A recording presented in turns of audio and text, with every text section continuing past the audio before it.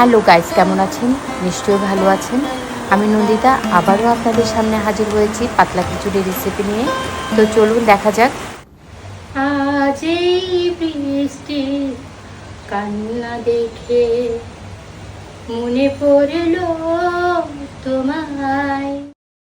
না, গান গাইতে আসিনি, খিচুড়ি রান্না করতে এসেছি। ফ্যামিলির সবাই বলছে বৃষ্টি হচ্ছে, পাতলা খিচুড়ি খাবে। তো খুব অল্প সময়ে কিভাবে পাতলা খিচুড়ি আপনারা করবেন, সাথে থাকুন, দেখুন।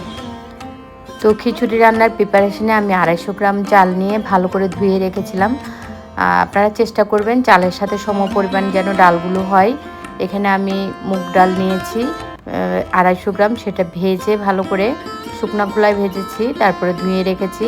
এরপর মসুর ডালটাও ধুয়ে রেখেছি। মসুর ডাল ভাজার দরকার হয় না, সেটা এমনি ধুয়ে রেখে দিয়েছিলাম, সেটাও মিশালাম। এক ফালি মিষ্টি কুমড়া নিয়েছি, সেগুলোও মিশাচ্ছি। আপনারা যদি মিষ্টি কুমড়া আরও কম দিতে চান তো কম মেশাতে পারেন। আর আলু নিয়েছি, এতগুলো দিব না, এখান থেকে কয়েক পিস আলু দেব। এরপর সবটা মিশিয়ে আমি চুলার উপর তুলে দিচ্ছি। কেউ যদি চান প্রেশার কুকারে রান্না না করে হাঁড়িতে রান্না করতে, সেটাও পারবেন। আমি দিয়েছি কারণ সময় সাশ্রয় এবং গ্যাস সাশ্রয়ের জন্য। 2 চামচ ধনিয়ার গুঁড়া দিয়েছি, 1 চামচ জিরার গুঁড়া, 1 চামচ হলুদের গুঁড়া, 1 চামচ মরিচের গুঁড়া।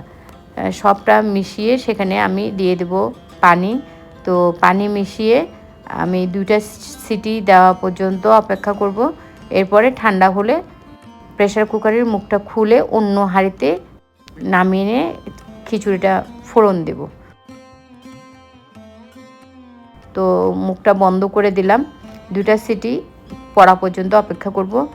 এখন খিচুড়ির সাথে খাওয়ার জন্য অন্য প্রিপারেশন করে নিচ্ছি। আমি এখানে 5-6 পিস তেলাপিয়া মাছ নিয়েছি, ভালো করে এখানে হলুদ লবণ মরিচ মিশিয়ে ভালো করে মেখে রেখেছি। নিয়েছি কয়েকটা পটল 2 ভাগ করে ভাজার জন্য, নিয়েছি কয়েক পিস মিষ্টি কুমড়া, আর নিয়েছি আলুটা অনেকে অনেকভাবে কাটেন, আমি এভাবে কেটেছি। এভাবে কেটে দেখবেন, খেতে ভালো লাগবে। এই যে খিচুড়িটা কিন্তু আমি সিটি দেওয়ার পর আমি চুলা বন্ধ করে দিয়েছিলাম। এখন প্রেশার কুকারের ঢাকনা খুলে অল্প পানি দিয়েছি এবং কয়েকটা কাঁচামরিচ দিয়েছি এবং অন্য হাঁড়িতে শিফট করে দেব। এই যে আলুগুলো দেখছেন, এই আলুগুলো খেতে অনেক কিন্তু মজাদার হয়। আলুগুলোতে লবণ মরিচ হলুদ দিয়েছি, সাথে দিয়েছি 1 চামচ কর্নফ্লাওয়ার। এভাবে করে দেখবেন, অনেকটা ফ্রেঞ্চ ফ্রাইয়ের মতো খেতে হবে। এদিকে আমি মিষ্টি কুমড়া ভেজে তুলে নিয়েছি, এখন আলুগুলো ভেজে তুলে নিচ্ছি। অন্য একটা ফ্রাই প্যানে আমি সরিষার তেল দিয়ে এখন খিচুড়িটা ফোড়ন দিব। 10-12টা শুকনো মরিচ আমি ভেজে নিয়েছি। আপনারা যদি মরিচ কম খান তাহলে আর একটু মরিচ কম ভাজতে পারেন, 2-1টা মরিচ ফোড়ন দিলেই হয়ে যাবে। এরপর যে তেলটা বাকি আছে, এখানে আমি আর নতুন করে তেল দিব না, যতটুকু তেল বাকি আছে ওখানে কয়েকটা আদা কুচি, 1 টুকরা রসুন আর 1 টুকরা আদা কুচি করে সেখানে তেজপাতা দিয়ে ফোড়ন দিচ্ছি। এদিকে আলু ভাজা হয়ে গেছিলো, সেগুলো তুলে নিচ্ছি অন্য পাশ থেকে। আলু ভাজা শেষ করে আমি ফোড়নের কাজটা শেষ করব। এই যে এখানে আমি দিয়েছি 5 ফোড়ন, তেজপাতা, সমস্তটা কিন্তু আগেই তুলে তুলে দিয়ে দিচ্ছি, যেহেতু অনেক বেশি হয়ে যাচ্ছে এবং লাল লাল হয়ে গেছে, আর একটু ভাজা হলে কিন্তু পোড়া হয়ে যাবে, সেই জন্য তুলে দিয়ে দিলাম। এরপর আমি এখানে বড় একটা পেঁয়াজ কেটে দিয়েছি, সেটাও ভেজে আমি খিচুড়িতে দিব, ফোড়ন দিয়ে দেব। এই যে ফোড়নের কাজ শেষ করলাম। এখন চামচ দিয়ে ভালো করে এই ফোড়ন দেওয়া পেঁয়াজগুলো ভালো করে মিশিয়ে দিতে হবে। আমি ভালো করে সেগুলো মিশিয়ে দিলাম উপর থেকে নিচ পর্যন্ত। দেখেন কতটা লোভনীয় হয়েছে না খিচুড়িগুলো, ইচ্ছে করছে এখনই বসে খেয়ে নিই। তো খিচুড়ির ফোড়ন দেওয়ার কাজ শেষ করে আমি এখানে আর সামান্য সরিষার তেল দিয়েছি এবং দিয়েছি একটা গরম মশলা, যেটা আমি বাসায় তৈরি করি। কখনো আপনাদের সাথে শেয়ার করব এই গরম মশলাটা কী কী দিয়ে তৈরি করতে হয়। গরম মশলার গুঁড়া, জাস্ট গরম মশলা জিরা বিভিন্ন মশলা দিয়ে, সেটা একসময় আপনাদের সাথে শেয়ার করব। এটা রান্নার পরে এরকম সরিষার তেলে একটু ফোড়ন দিয়ে যখন উপর দিয়ে দেবেন, তো পুরো ঘরে মোমো সেন্ট হয়ে যাবে, এত ভালো ফ্লেভার আসবে যে বাসায় নতুন কেউ গেস্ট আসলে আপনাকে জিজ্ঞেস করবে যে কী রান্না করছেন, এত ফ্লেভার কেন।